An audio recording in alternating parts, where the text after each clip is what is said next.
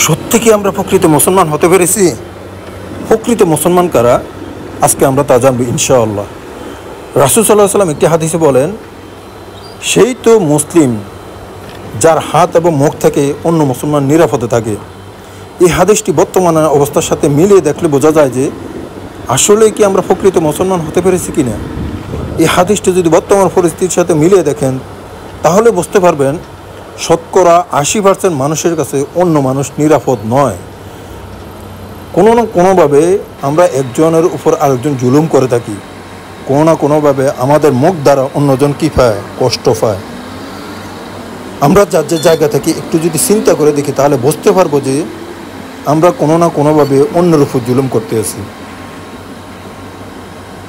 কেউ বা অন্য ধন সম্পত্তি ভোগ করে খাচ্ছি, কেউ বা অন্যের জায়গা দখল করে ভোগ করতে আছি, কেউ বা অন্যের টাকা পয়সা লুট করে খাচ্ছি, কেউ বা 10 জনের হক একজনে ভোগ করে খাচ্ছি, কেউ বা আমরা আমাদের শক্তি প্রয়োগ করে অন্যের ঘরবাড়ি দখল করে রাখছি, কেউ বা আমাদের মুখ দিয়ে অন্যজনকে বাজে ব্যবহার করতেছি, কেউ বা আমাদের আচরণের কারণে অন্যজন কষ্ট পাচ্ছে। আমরা যদি এই দিকগুলো আমাদের জীবনের সাথে মিলিয়ে দেখি তাহলে দেখতে পারবো যে আমাদের জীবনের সাথে এগুলো হুবহুব মিল আছে। তাই আমাদের সবার উচিত এমনভাবে চলাফেরা করা যাতে আমাদের আচরণের কারণে, যাতে আমাদের হাত এবং মুখের কারণে অন্য কোনো ব্যক্তি যাতে কষ্ট না পায়।